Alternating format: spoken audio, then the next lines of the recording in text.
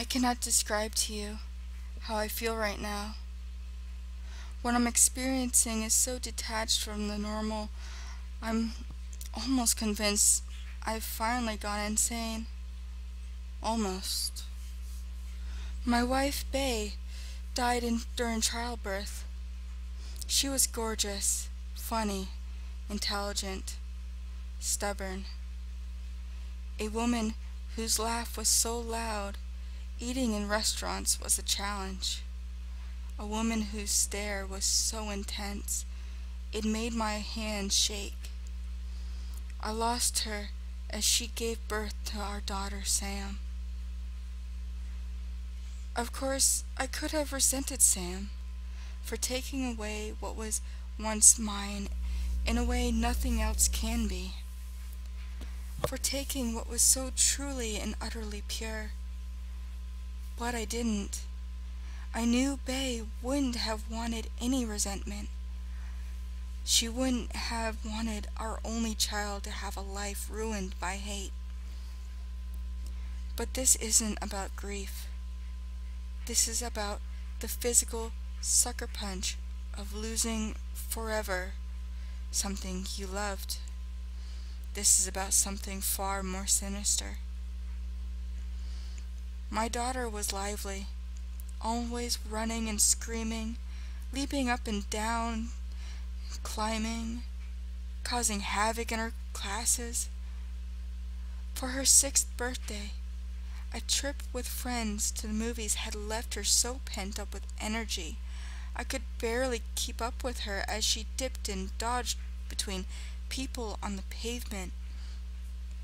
She'd occasionally turn back through the sea of people and shout, "Daddy, come on!" in a tone that was almost petulant. I couldn't help but love her. I tried to chase her. I really did. She was too busy looking at me when she dashed out into the road, and the bus didn't have time to stop. A sickening crunch, and the world fell silent. I cradled her broken form in my arms, too numb to weep, too hurt to move. All I could feel was the warm crimson liquid gently seeping into my clothes. In the state of shock I was in, I could just think about how I was going to wash my jeans. That sounds horrid, I know. But a loss like that tears everything away from you and leaves you only the bare thoughts that make us human. The next week was a blur. I cannot place a single memory to a time in between our friends and family extending their condolences and howling sobs of mine that would break out at any moment. I attended her funeral, dressed all in black. By dressed, I don't mean merely clothes. My very essence was dark. I couldn't feel or think, and the day continued as I went through the motions, like a dying man treading water. Everyone wanted me to talk about Sam, and how perfect she was. What an angel she was. As if they didn't know. As if I didn't realize what a gift my own daughter was. The man stood out from the rest as he walked up to me and handed me this large leather book. I assumed at the time that he was a parent of one of Sam's friends, handing me a collection of their photos together. Or maybe I was too numb to even process his cold hands and how he had never even mentioned my daughter once. For a month I was lost. I drank and stayed in our now empty apartment alone, watching old box sets, too numb now to even cry. It was only when my sister arrived, when she held my hand and talked to me, that I began to come out of my shell. She'd sit and listen to the most inane things I had said, and gently coax me out of my depression. Not completely, but enough for me to begin to live what was almost a real life again. That was when I opened the book. I decided to remember Sam for all the joy she gave, and was prepared to reflect on her life without feeling miserable. I opened to the front page. It was essentially a binder full of Polaroid photos of my daughter growing up. I furrowed my brow. These were taken from a distance, blurred slightly, and I was in a few of them. I began to feel sick, but hoped that the following photos would provide some explanation. I came up with every excuse of how the man obtained these photos, desperate to view the moments of my daughter's life without a sense of trepidation. The photos grew closer and closer to my daughter's birthday.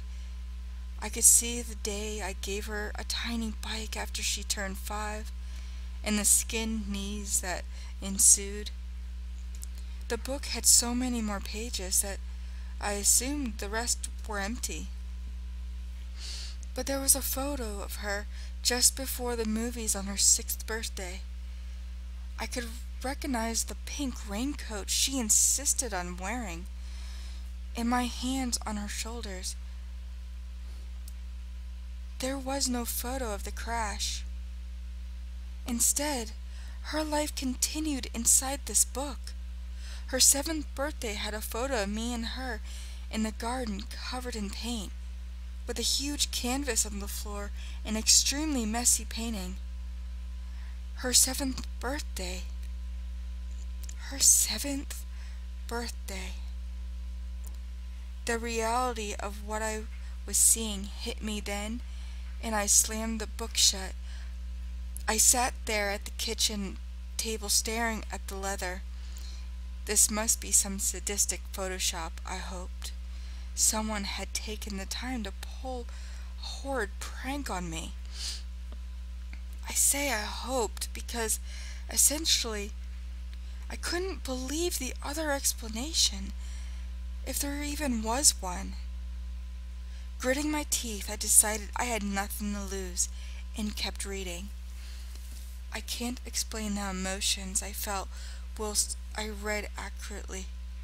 Listening to the sound of the page turning, I can try, but nothing could prepare anyone for something like this.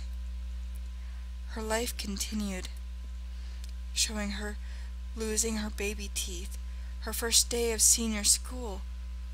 My turning of the pages became more frenzied, and I began to notice something. The photographer was getting closer, closer to her, as she grew older. Not in every photo, but a general trend. The photographer was getting closer and closer, more daring perhaps. She was beautiful, stunning. As a teenager, she looked just like her mother, all curls and smiles. I grew older too, but the photos began to include me less and less. Her 16th birthday was strange. A group of her friends sitting outside drinking from little plastic cups at a picnic. But there was someone in the background.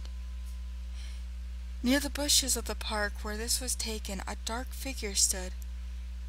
You wouldn't have noticed him, if not for the small shadow he cast on the grass. I leant back for a moment and exhaled. This was too weird. I'd been so caught up in watching my little girl grow up, I hadn't thought about how this would end. Moments like this are so utterly surreal that sometimes you remove yourself from them. I almost felt like I was watching myself read these, like this was a dream or a program on television. I continued. The dark figure came more and more present in each photograph. I could almost make out features. His presence was towering, and as I turned the page, I expected to see him disappear, but instead, as the photographer grew closer to her 18th, each birthday was marked by a caption underneath the Polaroid saying "another year." She was no longer somewhere I recognized. Instead, the photos were of her in a dimly lit house, her face contorted by fear, striking all sorts of weird poses. Sometimes she would be dressed like an ancient queen, or she would be dressed like a maid scrubbing the floors. The figure was there even closer now. His legs or his arms would appear in every one. No matter how she was dressed, in every photo her face had this desperately pained expression. It killed me. There were bruises on her face. She looked thin, even ill. I couldn't do it. This was sick, properly sick. My girl. I soldiered on. The last photo I looked at before I slammed the book shut and swore to never, ever look at it again was of her 18th. The caption underneath said, "At last," in sloppy writing.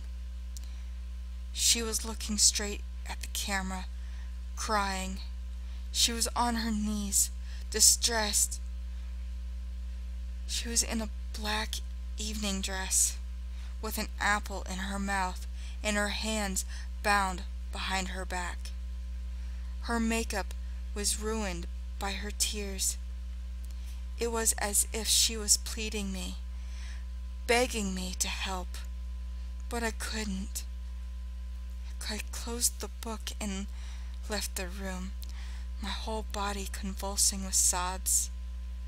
I couldn't call the police, of course. She was dead. The thing that keeps me up at night isn't the content of what I saw. It's that there were so many pages left.